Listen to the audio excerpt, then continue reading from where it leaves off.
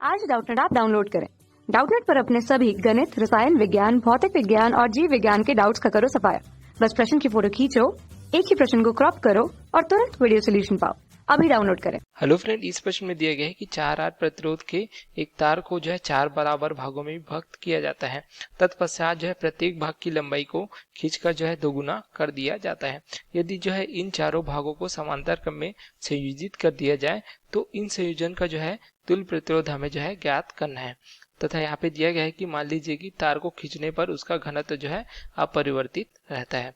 ठीक है, तो प्रश्नानुसार दिया गया है जैसा कि हम लेते हैं इस प्रकार से कोई जो है तार है, ठीक है, जिसका प्रतिरोध क्या है यहाँ पे दिया गया प्रश्नानुसार देख सकते हैं 4R दिया गया है। तो इसे जो है 4 बराबर भागों में विभक्त किया जाता है। तो हम यहाँ पे लिख सकते हैं प्रत्येक भाग का जो है प्रतिरोध।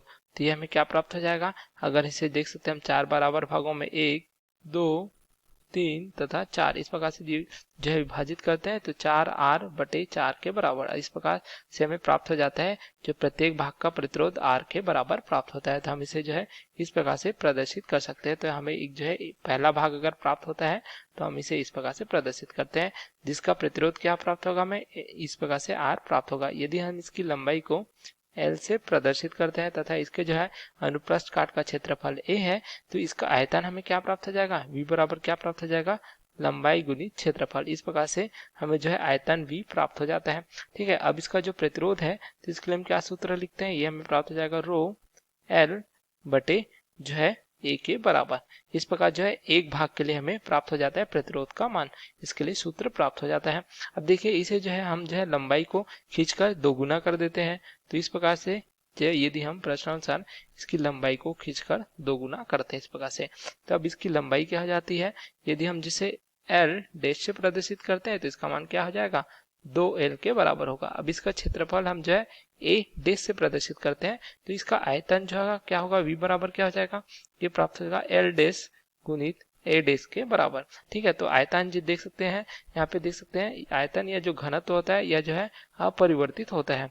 ठीक है, तो यहाँ पे अपरिवर्तित होने के कारण दोनों का मान जो बराबर होगा तो देख सकते हैं L गुणित A बराबर क्या हो जाएगा, L डैश गुणित A डैश के बराबर। तो यहाँ से हम जो है L गुणित A बराबर L डैश का मान रख देंगे 2L के बराबर, देख सकते हैं लंबाई दोगुनी हो जाती है तथा यहाँ पे A डैश हो जाएगा। तो यहाँ पे L आपस में कट जाएंगे तो यहाँ से A डैश अर्थात जो है नया क्षेत्रफल क्या प्राप्त होगा, A/2 के बराबर होगा इस प्रकार से।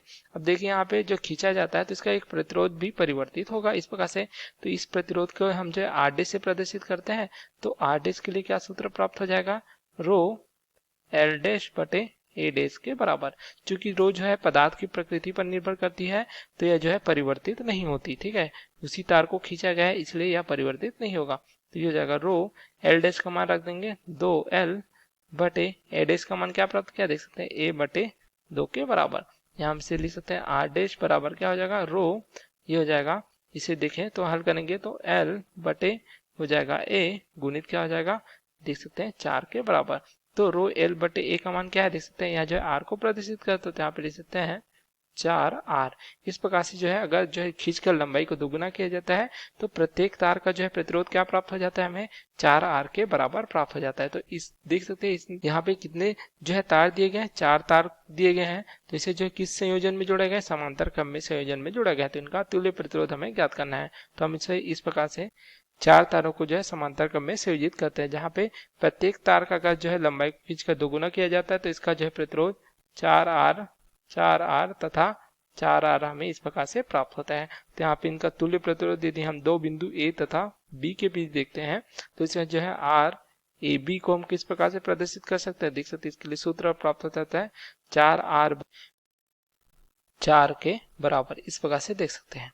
जहाँ पे इसके लिए हम इस प्रकार से भी देख सकते हैं RAB 1/RAB बराबर क्या हो जाएगा, 1/4R धन 1/4R धन 1/4R धन 1/4R। तो यहाँ से हमें यह जो है प्राप्त हो जाएगा। ठीक है, तो यहाँ से हम देख सकते हैं यहाँ पे 4/4 कट जाएगा तो यहाँ से हमें क्या प्राप्त हो रहा है, R प्राप्त हो रहा है। तो संयोजन का जो है कुल प्रतिरोध हमें क्या प्राप्त हो जाता है, अगर जो है समान मान के इस प्रकार से 4 प्रतिरोध को हम जो है समांतर क्रम में संयोजित करते हैं तो हमें तुल्य प्रतिरोध R प्राप्त हो जाता है। देख सकते हो। तो यहाँ पे प्रश्नानुसार दिया गया है कि एक जो है 4R का प्रतिरोध है जिसे 4 बराबर भागों में विभक्त किया जाता है, ठीक है, जिससे क्या होता है प्रत्येक भाग का प्रतिरोध हमें R प्राप्त होता है।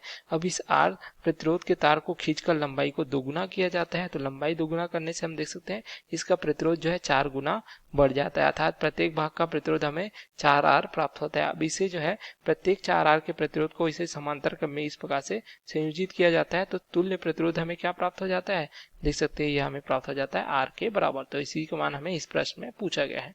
Okay, thank you. कक्षा 6वीं से 12वीं से लेकर नीट, IIT, JEE वो एडवांस के लेवल तक 1 करोड़ से ज्यादा छात्रों का भरोसा। आज ही डाउनलोड करें डाउटनेट ऐप या व्हाट्सएप करें अपने सारे डाउट्स 8400 400 400 पर।